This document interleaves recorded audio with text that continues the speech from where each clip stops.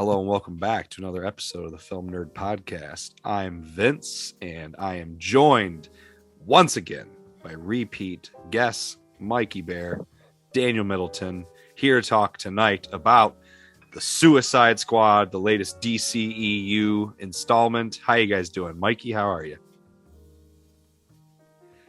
Doing swell, man. Yeah, doing pretty good. Been pretty busy, but made some time for the movie. We actually went and saw it in IMAX. So I'm very jealous that you said that. doing good. Danny boy, Awesome. How are you? Just dental school. Dental school's kicking my ass right now. I'm not gonna lie. I got a little break coming up here for about 9-10 days, which would be nice. But dude, we started the clinic back in June, and it's just like a whole new world going from the diet portion to this, and now I've had class on top of the clinic, and it's just, I don't know, man, it's just a whole new world. So it's Just plugging away. It's taking some adjustments, still get used to it, but it's going as good as it can. Yeah. But Well, how about yourself? How are you and the kids? Oh, I'm busy as well. I was just talking to you guys before we started recording here. Coaching football, we're back, ready to go, rock and rolling. Almost done with a week of camp here, and between that and dealing with kids, Chloe, our youngest, our 4-month-old, was having a sleep regression earlier this week, so trying to coach and not on a lot of sleep kind of sucked. But the last 2 nights, knock on wood, she slept through the night again, so that was good. So hopefully I can continue to get sleep. Anger onto the kids. On your athletes. On your athletes. Just on the athletes. I thought you meant my kids. Take my anger. No. Beat up a 16-month-old and a 4-month-old and go to jail. Nice. Yeah. Nice advice, Daniel. Or like a 16-year-old. Oh yeah, make the kids run, condition the players. Yep. God damn it! I had to get sleep last night. On the line. Well, as we told you, as I was telling you, with the numbers down, trust me, lots of conditioning because those guys are going to be playing a lot. Don't really have much of a choice. But we're not here to talk about football. As much as I would like to talk about football, we're going to talk about a movie. And before we get into this movie, so we're going to talk about the Suicide Squad, the Suicide Squad. Important distinction, because before we talk about this one, we would be remiss not to bring up 2016's Suicide Squad. From David Ayer. I watched it. Oh, what'd you say? Masterpiece. The opposite. No, I'm just kidding.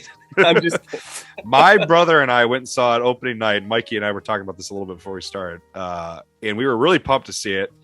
And I remember going in with kind of mixed expectations because, as Mikey and I were just saying, the original trailer for Suicide Squad 2016 was really compelling. And then there was a second trailer that came out with the, was it Bohemian Rhapsody was being played over it? And it was like, seemed like, okay, are they trying to be like Marvel now? And so I wasn't really sure what to expect going in. I just remember, I just told Mikey this story. My brother and I went and saw it. Halfway through the movie, my brother leans over and goes, "Dude, this movie sucks. Do you want to leave?" And I go, "Yeah, this is pretty bad." But I was like, "Let's just stick it out." We just finished it. Him and I remember walked out just ranting and raving about how horrible it was. We hated it. I have not watched it since. Daniel, I think you saw it too, right? When it first came out. I didn't see it in theaters, but okay. I've seen it. Mikey just rewatched part of it, so Mikey's fresh on what, half? You watched almost half of it? Yeah, about 45 minutes of it this morning. Yeah, you texted me and said you were going to try and rewatch it, and I go, fuck, good luck, man. Yeah. I haven't touched that with a 10-foot pole since it came out. I had to turn it off. I couldn't even do it. Yeah, that's I've had the... Oh, sorry, go ahead. Oh, go ahead, sorry. No, you're good. Go ahead. You finish. I was going to say, I've had the wonderful opportunity of seeing it 2.5 times now. Like, I should not have seen it that many times. Oh, before you tried to watch half of it, you had seen it twice before already? Yes, that's correct. Oh. Oof, Yep. I can't believe you watched it and then sat through it a second time. Didn't you watch all the DC movies, Mikey, at one point? You really? Yeah, we just did a marathon. Okay. Yeah. That's right. I think I remember you saying that. You did that earlier this year. Was that before we did the Justice League? Yeah. Yep. Just before Justice League. Oh, that's right. I think I remember you telling me that. But I have no interest to ever revisit that film because I had such a horrible theater experience with it. I just remember being so disappointed, and there was so much about it I just could not stand.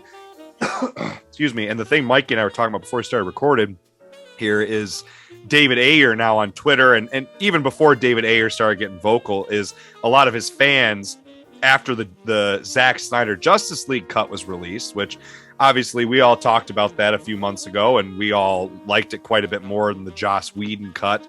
There was some more, publicized and well-known issues with the production of Justice League opposed to Suicide Squad. Most of it's been speculation, but as Mikey and I kind of talked about before Daniel joined us, was allegedly, I don't know the truth to this, but allegedly the company that cut the second trailer came in and cut the film for the theatrical release. So they had a trailer company edit and finish cutting the final product. And David Ayer supposedly had an original cut that he says was a completely different movie. And who knows? And now with, Justice League being the recut of that being a big success, the Suicide Squad, which we'll talk about in just a moment here, being a big success. All these people are clamoring and screaming and yelling on Twitter and online about release the Ayer cut, right? Like they did the release the Snyder cut hashtag forever. So now they're trying to get Ayer's cut released. But Mikey, you said that you read or heard somewhere that there wasn't really any saving the movie because apparently test audiences, even with his cut, supposedly didn't like it.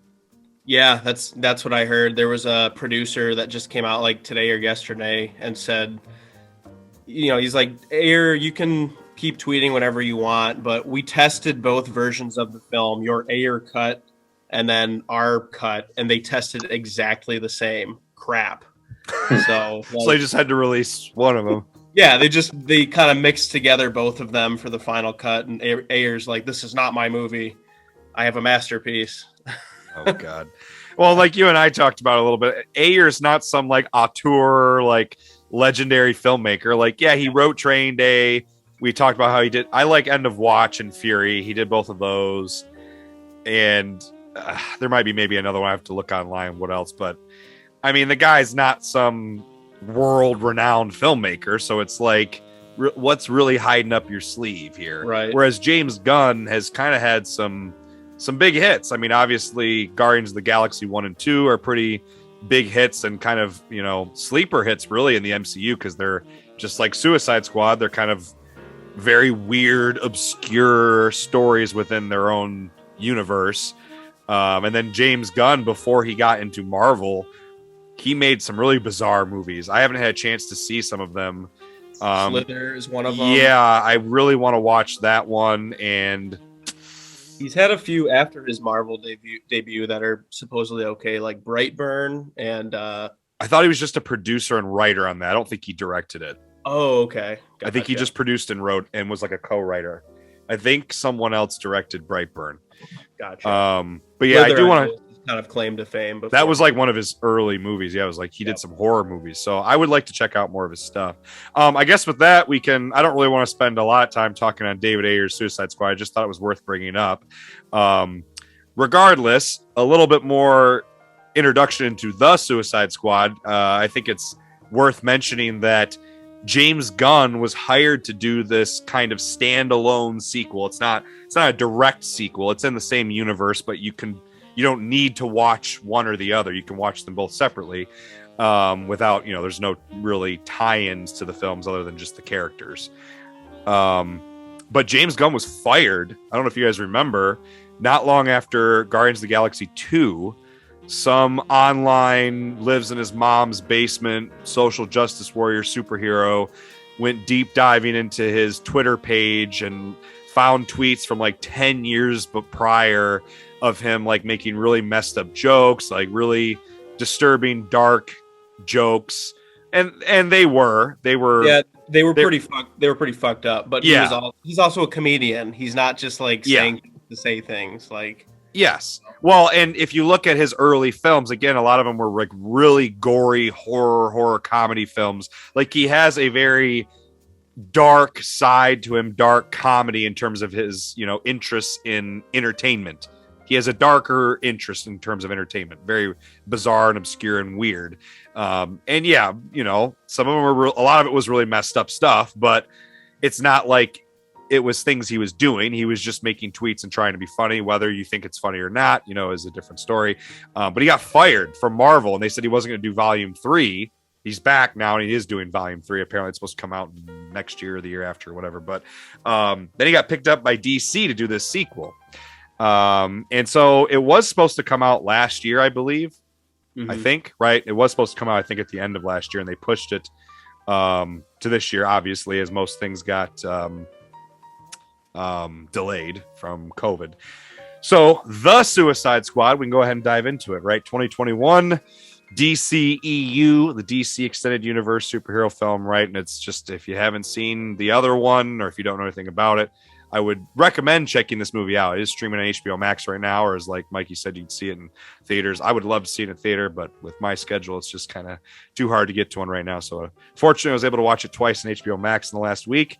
But basically, it is a superhero team of villains brought together in prison by what's her name? Viola Davis's character, which is Amanda Waller. Yeah. And basically to get time off their sentence, get out early. And right, they put a bomb in their neck, and if you try to take off, they blow it up. So then one of the biggest problems I had with the first Suicide Squad movie is they made it this like grand world-ending conflict in that one, where like, wouldn't that be something you would have like Superman and Batman and Wonder Woman fighting? Like, why would you have this ragtag group of stupid supervillains fighting this world-ending creature? Like, this movie, as we'll get into it, has a much more grounded kind of secret Black Ops mission, and it does and it doesn't at the end. And it's kind of, until you watch it, you don't really realize. But I don't know about you guys, I loved this. I had an absolute blast with it. I watched it again. I rewatched it this morning, and I was laughing my ass off again. It is funny, and wildly entertaining, super weird. You got to appreciate that $185 million movie has an enormous, cartoony looking starfish with one eye alien, like shooting little mini aliens out of its armpit. Yeah, Mikey, I was going to mention it. I guess it's appropriate now in your background. You got Starro the Conqueror in your background there. But man, and I love that they let James Gunn go all out in terms of the gore, the swearing. Like, this is full on hard R. Like, don't take your kids to this unless you, I guess, don't care if they see people getting eaten, ripped apart, heads cut in half, faces blown off. Well, it's like part of the movie. It's like a meme for part of it. Like, they troll on other movies throughout the entire thing. Going, like, do you remember they called the giant star thing like a kaiju? Yes. Or whatever. Like, we got a kaiju up in this shit. Yeah, I thought that was like really clever and funny. Just like, and there was other little pieces like that throughout the whole movie, but I just thought it was like trolling other movies, kind of. So you did enjoy it overall, though? Yeah, I thought overall it was. I mean, it wasn't great, but it was a fun movie. It was a fun movie. It was enjoyable. Yeah, I thought it was enjoyable. Mikey, I think this is my favorite DCEU movie to date. Like, and that was hard for me to say because Man of Steel holds a spot in my heart. But I know you two both really like that one. This is a better movie than that movie. I had a blast. This was the best IMAX experience I've ever had. We had like perfect seats in there. I think there were like 6 or 7 people in the theater total. So it was like perfect crowd. No one talked or anything. Yep, no idiots. It was amazing. I loved this movie from start to finish. There's a couple things throughout it, I had issues with, but overall, just phenomenal movie. I mean, I think this is honestly the freshest comic book movie I've seen since maybe Endgame, which I think that came out 2 years ago at this point. So yeah, just over 2 years ago. Yeah, yep. Not too long ago, but this is definitely the freshest superhero thing I've seen since Endgame. When you say freshest, you just mean in terms of like new, wow, that sticks out. Like, that sticks out. They did new, different things. They separated themselves from the pack, especially other DCEU movies. It was, like what you're explaining is they were bold, I guess they just like tried new things, and I respect that, in a lot of movies and stuff like that. Just James Gunn was able to like apply his sick and twisted humor to this. Instead of putting it Oh on my Twitter, God. put it into this movie, and it was just beautiful. Dude, I guess we could open up by talking about some of the visual humor in this movie. There is so much great, obviously there's some funny dialogue, but there's more than one sequence in this movie that like you're like, where are they going with this? And then they play it for a punchline, and you're like, wow, they played out that whole sequence for a joke. Like the Harley Quinn sequence, where you're like, where the hell are they going with this? And then she just shoots him in the chest. The guy that wants to marry her. I was like, I started laughing at my ass. I'm like, yes. I'm like, that was perfect. I'm like, you're playing this off like where is this going? And then it just ends with the punchline being that she's like, I'm trying to make big changes in my life. And yeah, I could have let you go, but the red flag was killing kids. Yeah. So that scene, that's actually one of my like few beefs with the movie. I love what the punchline was, but I think that scene went on for maybe a little too long. Yeah, that's probably one of the few scenes that like the movie started to drag a little bit. I'm glad that it was a punchline. Like I'm glad it wasn't like a plot thread that was like extended. Like, but you're right. There is, and actually, before we started recording, I was reading some of the post-production notes on this film. Apparently, that scene was longer because the original cut of this movie, I think, was like almost 3 hours. So James Gunn went through and cut out like over a half an hour, apparently, and a big chunk was some of the stuff with Harley Quinn. So he said that he felt it was too much. Yeah, so he had already cut it down. You watched it twice. Maybe that scene is funnier upon rewatch, but like it did drag a little bit on rewatch. I felt like that scene kind of took me out of like the flow of the movie a little bit. Yeah.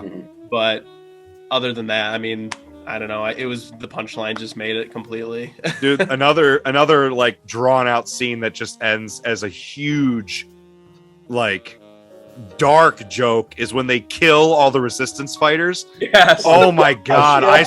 Carol, my wife, if you're listening, Caroline's my wife. We were watching when I watched it the first time earlier this week. She was watching with me, and she laughed at that scene too. Like she was like, "Oh my gosh!" I just was like crying, laughing when I realized that they're like, as soon as they open the tent after they kill all those freedom fighters, and Rick Flag's just sitting there chilling, and they cut to the one woman, and I think they had shown her earlier, right or no? Or no, they hadn't revealed yet that she was part of the resistance. But when I saw them chilling, I'm like, wait a second. I'm like, did they just like, because I had to assume that they're not the government that they're going after. I'm like, oh God, they just killed allies. Oh, that whole sequence is typical Americans. Come in guns blazing. Yep.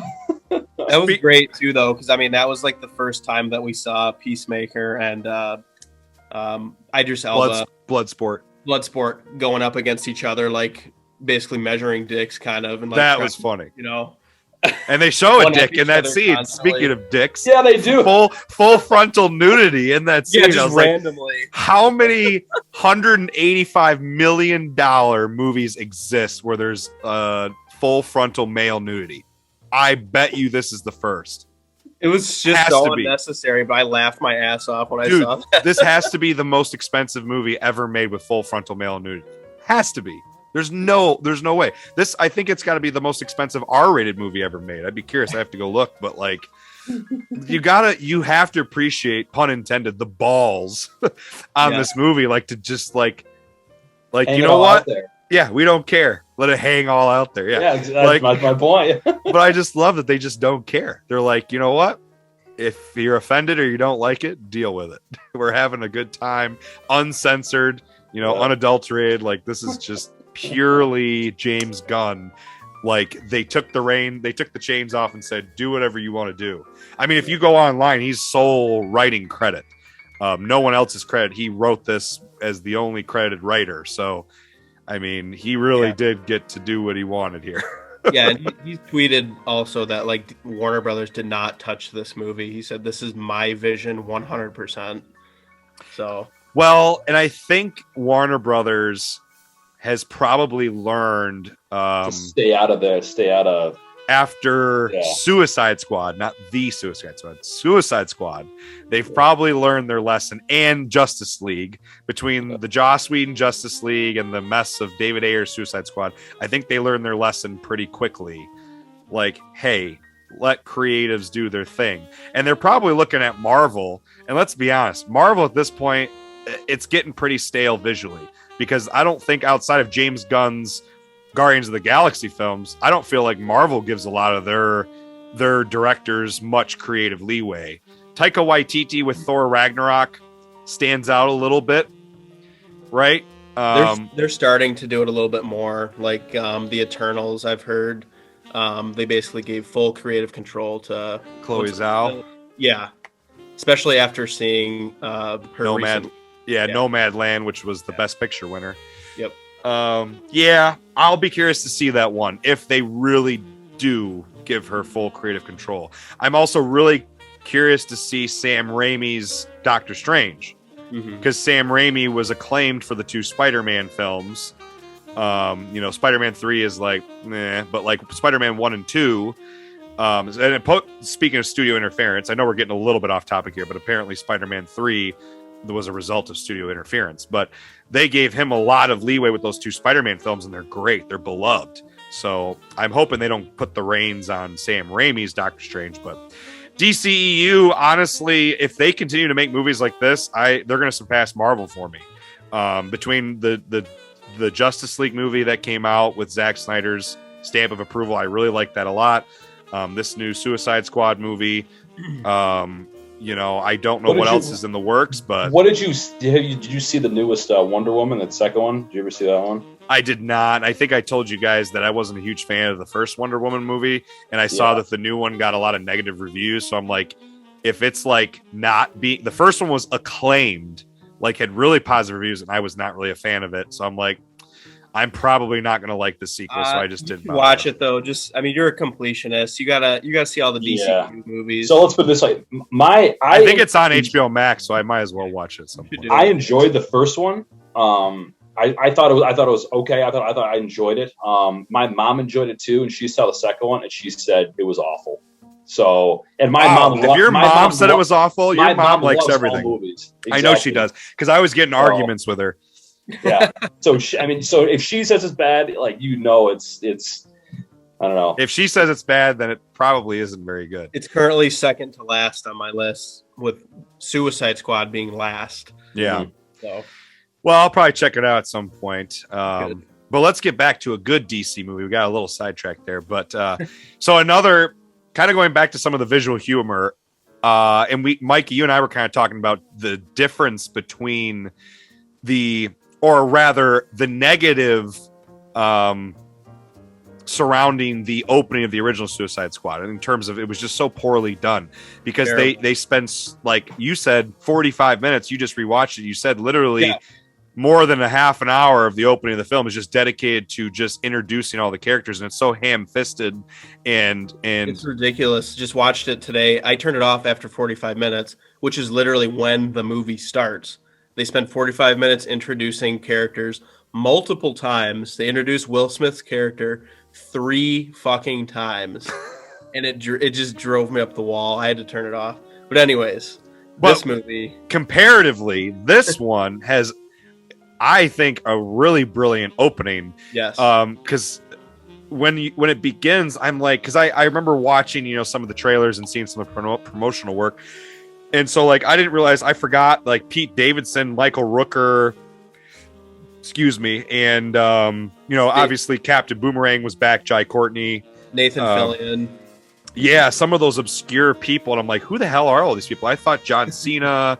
I thought the Shark was in this. I was like, what's going on? And then they open it up, obviously, with them all dying, these gruesome, horrible deaths. They all started dying, and I was like, well, what the hell's going on here? I thought it was hilarious. I thought Michael Rooker was about to be the main character of the movie. Yeah, I was so confused. We start with him in the cell in the very beginning, and I'm like, okay, like, and James Gunn loves that guy. He was in, like, his first couple movies. So I was like, and he was Yondu in Guardians of the Galaxy. Yeah. So I was like, okay, he's the main character. So I've only watched one trailer for this movie leading up to it, so I didn't really, like, know who was going to be the main dude. I didn't know Idris Elba was going to be, as big as he was. Yeah.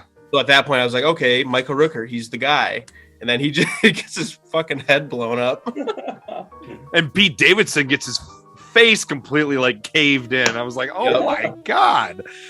Oh, it was so brutal. I mean, Mongal gets burned alive. Captain Boomerang gets just destroyed. The funny thing is the weasel. I mean, I guess the weasel I was didn't gonna say, you die, think the but the weasel's weasel dead. died in the first 3 minutes, and I was like, "What the hell is the point of that?" But I love the genius of that scene, like being the opening of the movie, because it is a great hook to get you into the movie. It's like nobody's safe at this point. Yeah, it's like showing you that, you know, the movie's not taking itself that seriously. Like, just have a good time. Like, that's all the opening is. Like, you know, they introduce, and I love the introduction of the characters. It's so quick. It's boom, boom, boom. Yep. You know, he's just like Blackguard, Mongal, Weasel. You know, they don't even tell you anything about them. They just tell you their names, and then they all die. They have a fun, you know, kind of banter moment on the helicopter. I love Pete Davis. This is a fucking werewolf. Like, you got me next to a werewolf. There's some fun, there's some fun banter on the helicopter. But he's like, I think he's saying like a dog breed that he thinks it is too. What kind of dog do you think this is? He goes, I'm guessing TDK, the detachable kid. Another hilariously. What kind of name is TDK? He goes, your name's just letters. All names are letters, dickhead. All names are letters. I was like, that's true. And then when you find out his name is the detachable kid and his arms are like this, and Margot Robbie goes, what the fuck? Oh, man. That whole opening sequence is so funny. And then I just love how it's like, it's just a crash course into what to expect with this film. It's like, This is the movie. It's entertaining. We don't give a shit. It's completely uncensored. Like, just have a good time. Sit back, relax. No one is safe, like you said. And then it goes to 3 days earlier, right? And then you're back in the prison. You see Idris Elba. Like, okay, now I see where this is going. Because before they go to the 3 days earlier, they say, Team 2 is ready to go, and then they show them all walking onto the beach. You're like, oh, they had a distracting team. Yep. So I thought that was a pretty genius opening. I loved it. But kind of getting into some of the regular characters. So obviously we mentioned we have Idris Elba as Bloodsport, John Cena as Peacemaker, who is hilarious. This might be one of John Cena's best performances, because I think he's allowed to just, you know, just ham it up. I mean, it works because most of his performances in movies that I've seen are, you know, I don't know if I'd say he's a bad actor, but he's just like, he's a cheese ball. He's stiff and he's serious. Yeah. So like here he's allowed to just like do these deadpan jokes, and it works. It's a lot of fun. Sylvester Stallone voices the shark, Nanue. I didn't know that until after we saw it. It actually makes like those moments funnier now, knowing that it's Sylvester Stallone. They were probably like, just be yourself, man. I know. Hey, Rocky. I read book. Be like book. Nom nom. I love he goes nom nom. Could you imagine Sylvester Stallone in the studio just going nom nom? Like that makes you laugh alone thinking Sylvester Stallone doing that. They probably just snuck a microphone on him while he was walking around. Just record his everyday activities. I love though that it's kind of like it kind of parallels James Gunn's Groot character that he gets to do in Guardians of the Galaxy. Yeah. You know, obviously King Shark has a little bit more dialogue. He doesn't say "I am Groot." He gets to say, you know, Vin Diesel doing that. I think this is Margot Robbie's best performance as Harley Quinn. Obviously, she's gotten to do it three times now. Yeah. I thought she was pretty lame in Suicide Squad 2016. I liked Birds of Prey. I don't know if you guys watched Birds of Prey. I liked it a lot. Yeah, Birds of Prey was good, but I thought she was pretty good. This was her best one. Absolutely was her best one. And you know, just kind of diving more into these characters here. Something else that I was really shocked by and impressed by, I don't know what you guys thought about this, but James Gunn's ability, because they didn't really do this. David Ayer didn't really do this well. He tried to do it, but didn't do it well.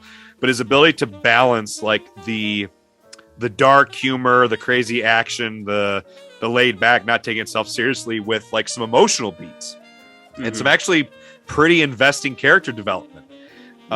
Like Ratcatcher, which again, all these villains are hilarious. Their names, and I looked them up. They're all real DC villains. It's like, Ratcatcher 2. Yes, Ratcatcher 1 played by Taika Waititi in flashbacks. That's a very comic booky thing. There's like 5 to 6 different versions of every character and villain in the comics. Yeah, and like if you read any like comic book dictionaries, they label them as 1, 2, 3, 4.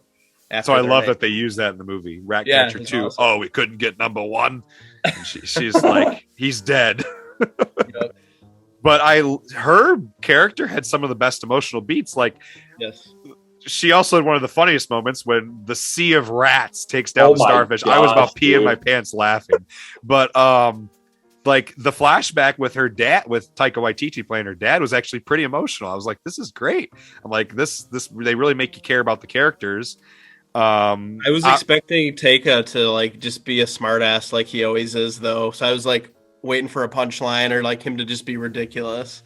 But on rewatch, like I'll probably be able to like get into his actual heartfelt role a little bit more.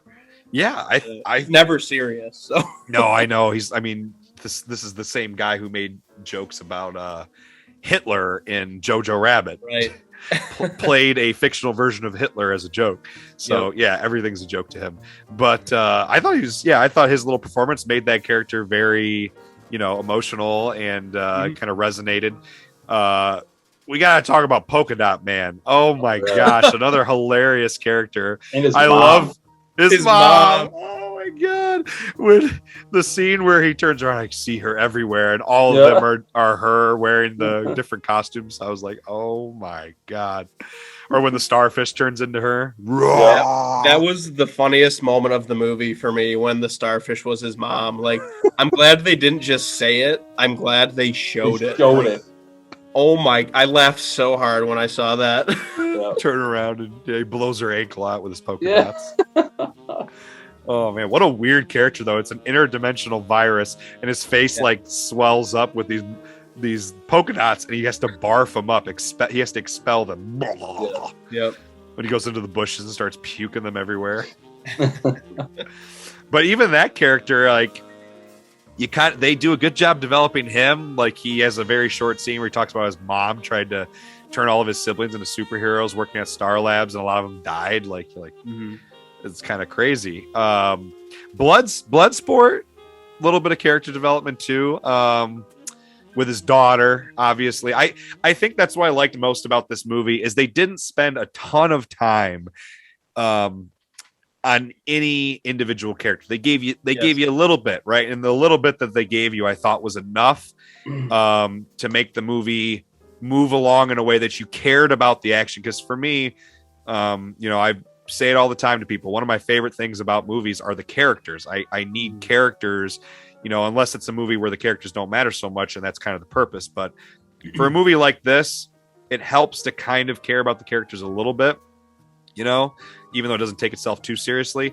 The 2016 Suicide Squad took itself very seriously. Way too serious. Spent way too much time on all these characters who were expendable and you didn't really care about. You got to think a movie like this, that's just the premise of it is so stupid. Like, you got to have fun with it. I can't remember which one of you said that you have issues with. I think it was Daniel said you have some issues with it. And I think one of its biggest issues is just the source material. I mean, it's so challenging to take this premise and source material and turn it into a feature-length film. And I think if you're going to do it, you got to do what James Gunn did. You got to have a lot of fun. You got to just go balls out. And when you do stuff with the characters in terms of the emotional beats, character arcs, they got to be, you got to find the right balance, and they got to be just a taste, right? Don't weigh the movie down. Don't bog it down. Spending time on all these characters that you really don't care too much about anyway. You're just having fun, Going back to Idris Elba real quick, I loved his relationship with his daughter. That was, I know that's not like original, but it's more original than a lot of other movies are showing. Like, well, they tried to do it with Deadshot, with Will Smith's Deadshot. Yeah, and right? He was like, "Oh, lovey-dovey with his daughter," and like, "I'm trying to be a changed man." And then this movie, he's like, "Fuck you literally, piece of shit, get out of here!" Literally, they're screaming at each other. They both, they just have this traumatic relationship, and they're both cussing at each other. And I don't know, I loved that. Like, it seemed real and grounded. It seemed far more grounded. It made you invest in the character more. You're like, okay. You've seen so many takes of the father behind the bars putting his hand on the window with his child. Yeah. It's like, we've seen that so many times. So it's not taking itself too seriously. It's if you really want to dissect it, obviously it's sad and traumatic, but it's like, okay, you can kind of sit back and be like, damn, they like hate each other. And like, okay, so we're not going to take this too seriously. But then there's a nice arc to their relationship by the end of the film, right? When she sees her dad on TV and she's like proud of her dad accomplishing something. And again, it's small, right? It's just a taste, but it's enough to kind of like be uplifting. And it's amazing that he finds that balance, because there are a few moments like that I think are really, really great. There's even a really funny moment that follows Margot Robbie as Harley Quinn just killing like 100 people, and she like cries when she sees that they're coming to rescue her. Like there's a fun little moment there. That scene with her escaping was incredible. Oh, I loved it. Absolutely. Oh my gosh. And then she gets out and they're just like, she's like, what are you guys doing? He's like, I can go back if you want. He goes, that's condescending. Or he goes, well, that's patronizing. That sequence with her escaping from captivity was a ton of fun. Yeah, it was really cool. I think she gets honestly, the javelin. This is one of the most violent movies I've ever seen. Like, really? Yeah, I mean, just as far as you're not a big horror guy, though, are you? No, I'm a big horror guy. Oh, really? I've seen some pretty messed up horror. I guess maybe in these sort of genres, this is one of the most violent movies I've ever seen. Oh, in like a big blockbuster superhero movie. Yeah, for sure. Absolutely, yeah. Because even like you can't like Joker, like the DC Joker movie was actually pretty small budget. Yeah. For what it was, I don't even think it was $50 million. It was actually a pretty like middle tier budget movie, because it was more of like a low key drama, right? It was a low key drama, but it was really a super villain origin story. But right. This was more violent than that. I mean, that was pretty violent. This is way more violent. I mean, yeah, they show everything in this movie. Like, I don't know, there's specific scenes in this that I've never seen in a movie before, as far as like fatalities and the specific kinds of deaths that people have.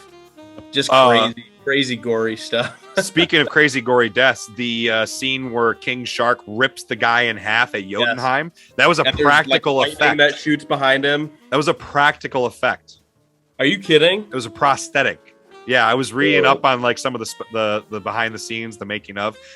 James Gunn claims that I gotta find James Gunn. Okay, so all three of us talked about with Lord of the Rings, and even some of the other stuff that we've discussed, how much we love like sets and real tangible things in our movies.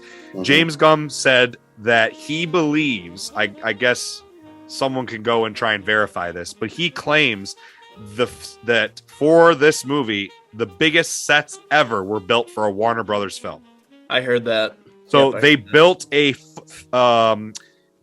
set that was more than 300 yards, 3 football fields long, for that Jotunheim battle scene. That was a set. They built that. Obviously, like the extension of the tower up was probably all CGI, but I bet you the base was real. I think the like lower tier of that building where the steps are was probably real. Well, it's funny you actually mentioned that, because there was a scene I remember. It's when they turned back and they started going after that creature, and it was a scene where they started like running next to the buildings, and I could just like tell, I was like, I bet that's a whole set, and that's awesome. How they all like running like if you remember, the creatures off to the left, and they were running like kind of behind buildings, and you could see it off in the distance, like catching up to it. And I was like, I bet that whole thing is real. Oh, absolutely. I thought it was really neat. They also built I think that was on location. They filmed a lot in Panama, so all like the stuff in Corto Maltese, which is it's a fake country, but I think a lot of those were on location in Panama, because apparently that's where they went to film for stuff that wasn't done in studio. They also built the jungle they were in was a set. It was a warehouse. They said they built a jungle into a warehouse to do those jungle sequences. That's insane. He also claimed that there was more practical effects than ever before for a blockbuster comic book film, which I bet he's right, because I feel like most of the blockbuster comic book films these days are all CGI. So for them to use a bunch of practical effects, and apparently the person ripped in half was a prosthetic. Apparently they had a stunt coordinator, and they used a lot of prosthetics and real stuff. So that's pretty cool. That's crazy. It makes it just that much more more fun, and you rewatch it and kind of look at some of that stuff. But good for him. I think it shows, because the movie looks great, and a lot of those deaths and kill sequences look really cool, because I think they probably tried to use a lot of prosthetics and makeup and stuff like that instead of CGI and everything. So it looks good. It's a lot of fun. There's a couple like other issues I wanted to mention real quick. Yeah, let's hear, Mikey. I loved the ultra violence throughout the movie. Like, I don't know, I thought it was very stylized and showed new things that I hadn't seen before in movies like this. But there was one scene specifically where I thought it was like just too much, and it kind of wrecked the moment, when Rick Flag got stabbed into the heart, and they like zoomed in inside of his chest and showed his heart beating. Yeah, that was weird. I don't know why they did that. I was like, man, am I supposed to think this is cool? Am I supposed to, like, I don't know, like that was the only ultra violent moment in the movie where I was like, wrong place, wrong time, wrong place. Well, I thought he was one of the biggest emotional beats in the movie. I think why they did that was to show you. So, because I just rewatched it today, because I don't know if you remember. So Peacemaker shoves that thing into his chest. He takes his other hand and hammers it into his heart. And I think that's what they're showing you, is that his second blow, it happens super fast. I actually missed it on my first watch, because I remember thinking like, damn, they're really showing you what's happening to him. And then on my rewatch today, I was like, oh, I missed him. He takes, after he like goes like this, and then takes his hand and goes boom, and like punches it into his heart. And that's what they show you when they zoom in, is they show the shard when he hits the second blow, piercing his heart, to show you like it's a fatal blow. Like you can assume that though, like you're getting stabbed in the chest. Like why don't they show bullets like entering through people's chest cavities or their heads? I don't know. I agree with Mikey. It was a little weird, but at the same time, I could understand why they did it. But I don't think they needed to keep it in there. I just think, that was the only moment where I was like these kills have been really cool throughout the movie, but like right now, this is a character I've like grown to love throughout this movie. Like I don't need a cool death for him. Like I want to feel some emotion. I don't need to see John Cena like stab him in the heart literally. I mean that's, I don't know. I feel like they could have done that a little bit better and shown it in a different way, where it was like more respectful for the character, maybe. Yeah. I also think there was, as far as other, I guess, because I didn't have much beef with it. It just, I don't know. But one scene in particular that I wish that would have been played out a little more was at the very end with, I wish it would have been more of a dramatic fight between Idris Elba and John Cena. I don't know. I was expecting something a little more than just like them to shoot bullets at each other and just like. I liked that though. But I mean, it would have been cool if it would have been something that led up to that a little bit more, and then finish with that versus just like that and that was it. I don't know. But I think from the very get-go that James Gunn, in the very opening moments of this movie, is showing you that it is not like other blockbuster comic book superhero films. That he is going to be very subversive in everything he does. And that's why I think Mikey, kind of tailing off of what you just talked about, like they make you care about that Rick Flag character, but they establish from the very get-go, like everyone's expendable. Yeah. Right. And so even characters that you might really like, they have some emotional beats for Polka Dot Man, and he's fucking smashed at the end of the movie. Right. So, I mean, I think that they're just telling you, hey, don't hang on to any one of these characters. They could go at any moment. And you think Peacemaker's dead too, until the post-credit scene. I thought they killed off John Cena's character as well.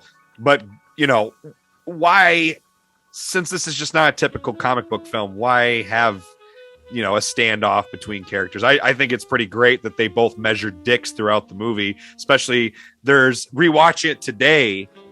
When they first meet in jail, when Amanda Waller introduces them, Peacemaker said, or Idris Elba's character as Bloodsport goes, "Why'd you pick him? He does the same thing that I do." He goes, "I'm more dead center. I hit things more dead center." And he goes, "How do you hit things more center?" He goes, "Smaller bullets." Yes. So I think that's supposed to be. He goes, "My bullets go through your bullet holes," or something like that. Yes. So I think that's reincorporation. Yes. And like kind of a punchline at the end of the movie. He's like, "How?" Right as he's dying, he's like, "How?" He goes, "Smaller bullets." Like it's a punchline from earlier in the film, and I think it's pretty great. But yeah, I mean, I think I can't complain too much. Like I had a blast during this movie. Oh, Just I like did too. little tidbits here and there. I was like, but for the most part, this was like 4.5 out of 5 for me, honestly. Mm-hmm.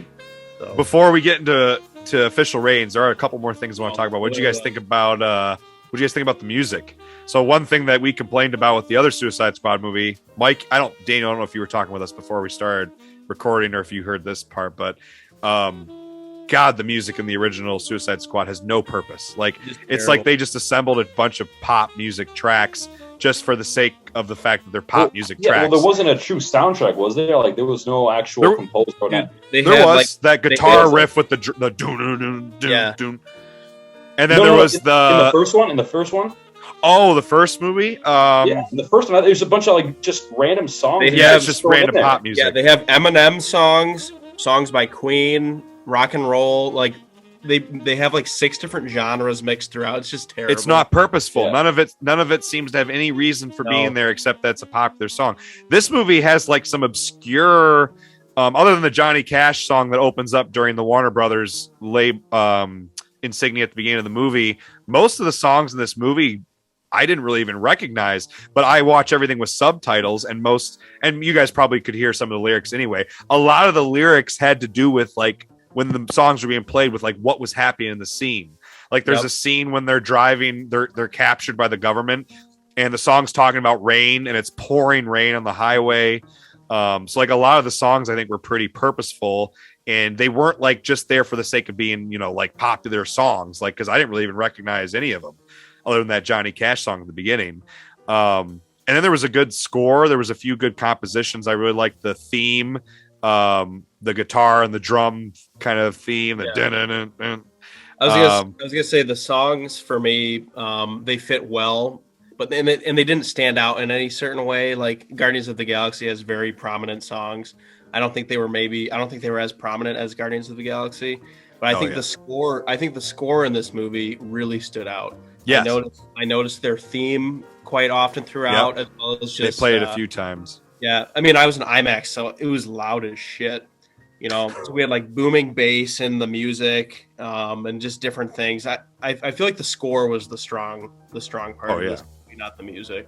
So, unless you guys have anything else you want to add, do you guys have any final thoughts? The music was about the last thing I kind of wanted to mention. I guess the only other thing I really want to bring up that we didn't really talk about that makes this movie stand out in terms of comparing it to the other Suicide Squad movie. Is it Milton? Milton. Who the hell is Milton?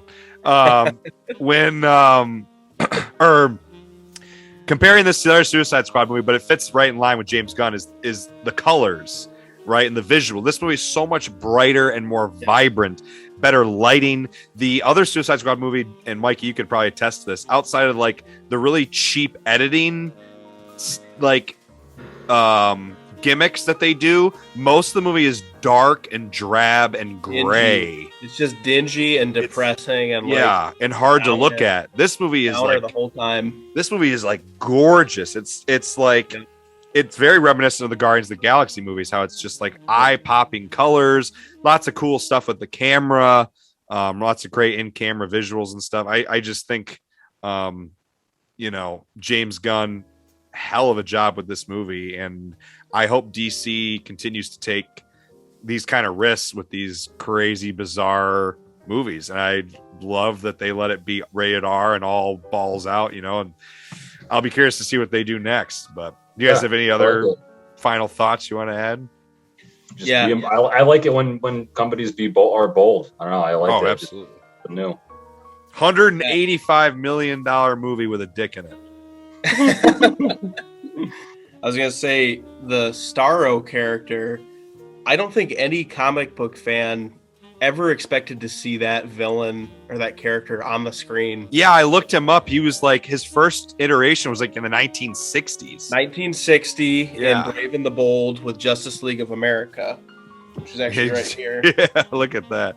That is cool. It wasn't originally a Suicide Squad character, but like you can't put that in a Justice League movie. So James Gunn's like, it's too weird. It's too goofy. With this colorful starfish. Yeah, exactly. Like it just wouldn't fit in the Justice League movie. No, it wouldn't.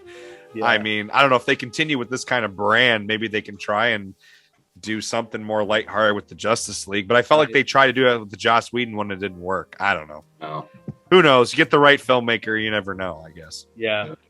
Also, I don't think we can end this without talking about the end credit scene with Weasel real quick. Okay, yeah. So let's before we talk about ratings and kind of final thoughts, rankings, and stuff, whatever. Let's talk about the end credit scenes because we kind of brought up Weasel briefly earlier. I think Daniel mentioned it.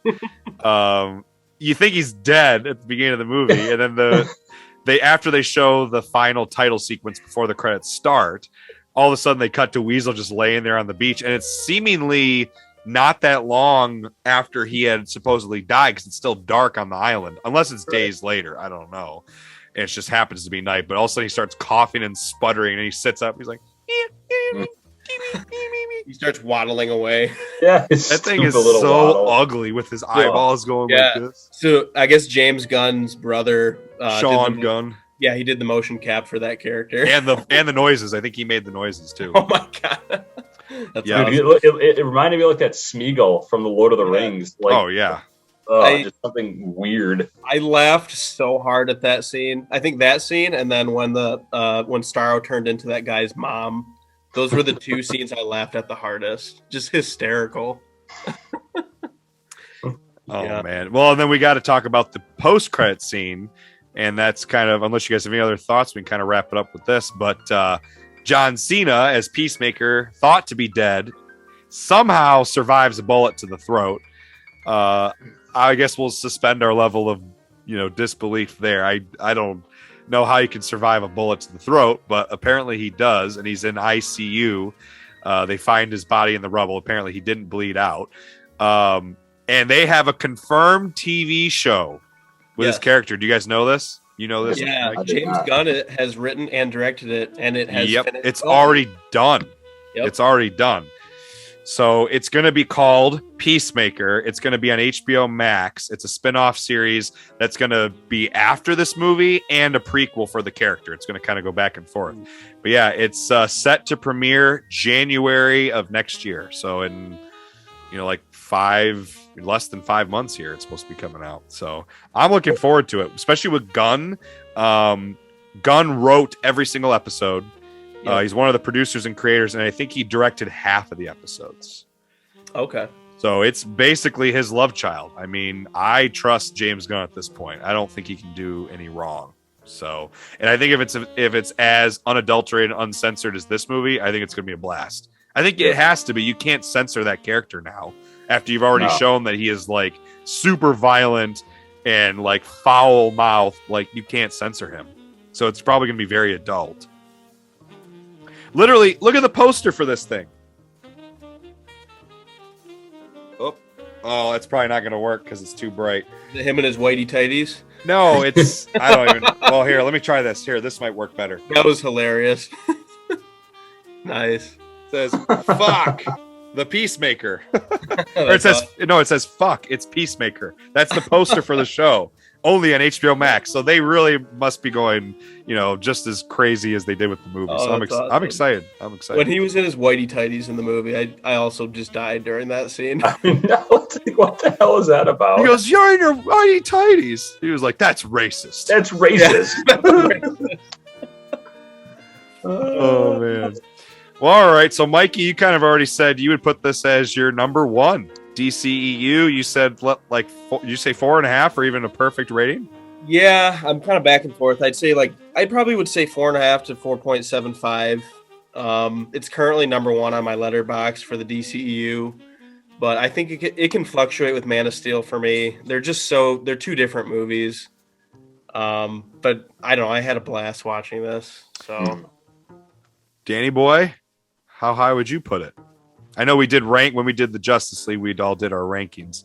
Yeah, I mean, this was, I'd say Man of Steel and the Snyder cut of Justice League. I'd say maybe take the cake, but then I'd say it's easily the third best, maybe even tied for second. I'd give it probably about, because even those movies, like as much as I like Man of Steel, like that's not a 10 out of 10 movie by any means. I'd say that's probably around a 9. and this one's probably around an 8, maybe 8.5, I'd say, somewhere in that ballpark there. But I was definitely fun. I definitely watched it again versus 3/4 of the DC movies that have come out so far. So, what about yourself, Vincent?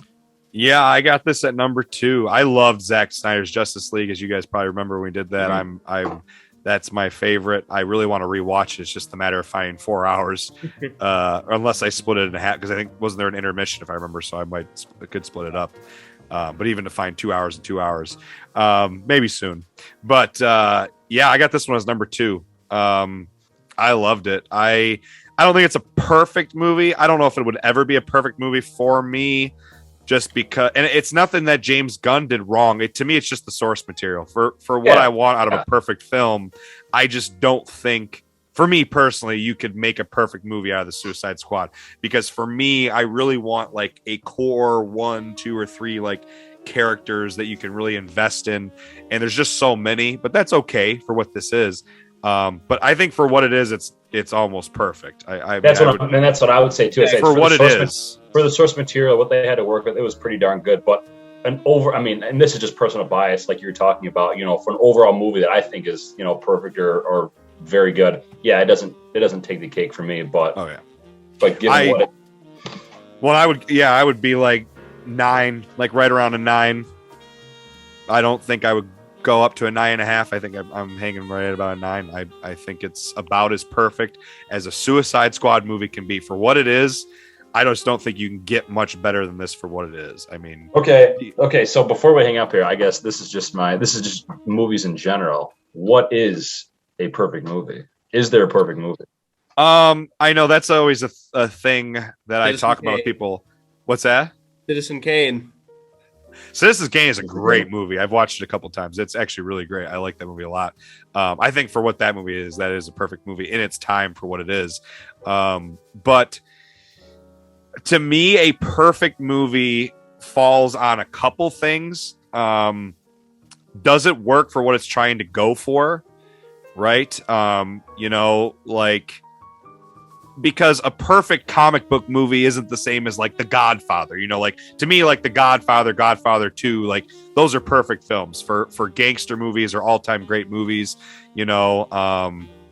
Something like Breaking Bad, which isn't a movie, it's a show. Like that to me is like a perfect TV show. Like there's nothing you need to change about it. Like I think everything it hits is perfect.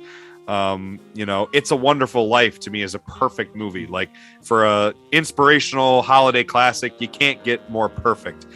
Right. I think it's a matter of opinion too. Like for me, because as you guys know, I watch a lot of old movies. I watch a lot of silent films because I teach a film class. So I'm always trying to watch more and more silent films. So I always try to watch movies in a vacuum, as I get into older films, what did they have access to for the time?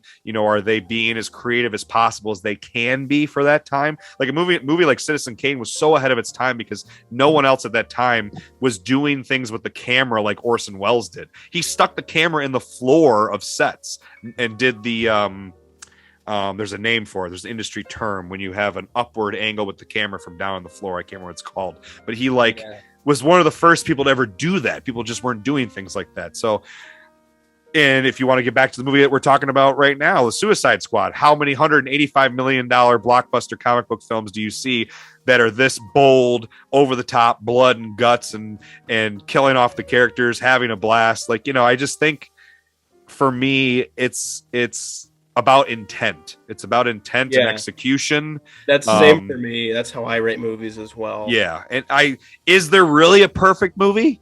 It's just a matter of opinion, I think. I don't know. Right. No, and I completely agree. And like you said, each genre of movies, I think, has certain check boxes or, certain boxes that you have to check off in order to meet that criteria. So yeah, obviously, and a comedy, is going to have different criteria than an action film, and same goes for all these other types of genres and stuff too. To me, Jurassic Park is a perfect movie. Yeah, Jurassic Park for a blockbuster monster movie. It's perfect. Like it knows Steven Spielberg knew what he was doing with that movie. He knew exactly what it was, and he not only did he know what it was and take that book. I've read the book. Michael Crichton's book is actually far more violent, and if they had adapted it directly, it would have been rated R. It's super messed up, the book. Very different. It's super messed up. Yeah, Steven Spielberg cut some things out, a lot of things out.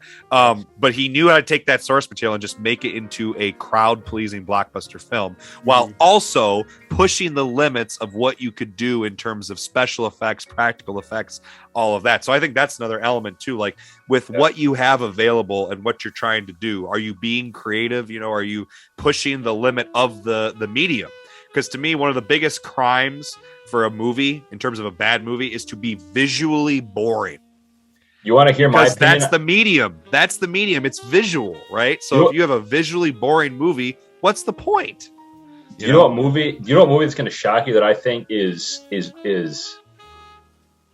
I wouldn't put it in like my top 10, but as far as what it's going for and again checking off the number of criteria that I think is like almost a perfect movie. It's I don't know, I guess I'm not gonna have you guys best, but the first Men in Black. Oh, dude, yeah, that's a great movie. First Men in Black it's a great movie. Incredible. It's incredible. I showed that I did obscure comic book films as a month of movies in my film club at Grand Ledge High School. And that was one of the ones I showed. I showed The Mask. I showed Men in Black. I showed Scott Pilgrim versus the World. And I showed The Crow. 4 movies all based on comic books, but they're super obscure. It was a really fun, weird month. That Men in Black Men in Black is great, dude. If you're that director, you know, and the writer and whatever and producer, and you're going for something, it's Barry Sonnenfeld. There's nothing more you could add to that or take away from it that would make it better, in my opinion. Like it was a perfect movie. I really like that movie a lot. Visually stimulating. It's got a good soundtrack. The characters. The original score, Tim Burton.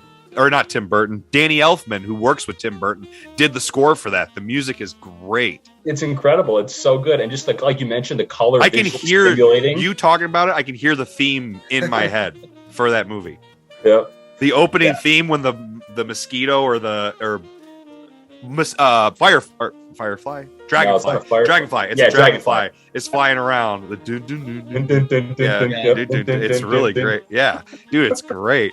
And that's a movie that has great prosthetics, special effects like makeup and stuff too. Oh yeah. Yeah. It's got humor in it. It's got, some serious if you want a movie that's got a lot of stuff in it, like it's up there. Like it's really good. And it's under the radar too. It's under the radar in my opinion, as far as like in current times it is for sure. In the 2000s, I mean that was big. Oh, yeah. It's super weird though too. Yeah. Oh, it's so weird. Talking about the Suicide Squad, which is a weird blockbuster. That's a really, but you go back to the 90s. I feel like, before the last 10 to 20 years, you were getting more bizarre blockbuster, like major studio films took more risks. Studios don't take as many risks anymore. It's just the way it is. But yeah, I don't know. That's a really interesting question. What makes perfect film? I just think it goes back to intent. Are you visually, are you trying? And you can't try too hard, because I think there are movies that visually try too hard. They get to be pretentious or like visually obnoxious because it's like, okay, dude, like, do you really got to do all this? Like some movies don't need that. Right. A movie like Dumb and Dumber.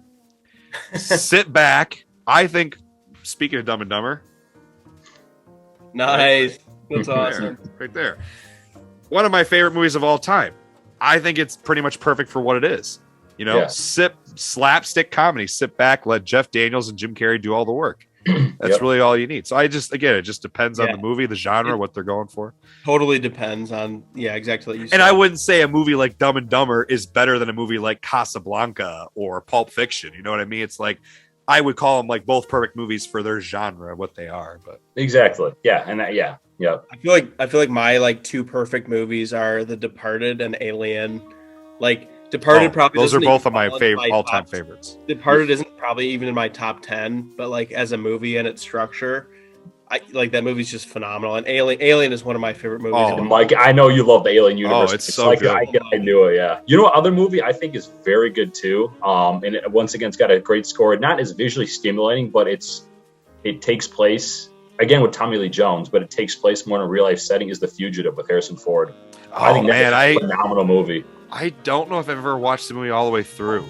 Dude, it's really good. It's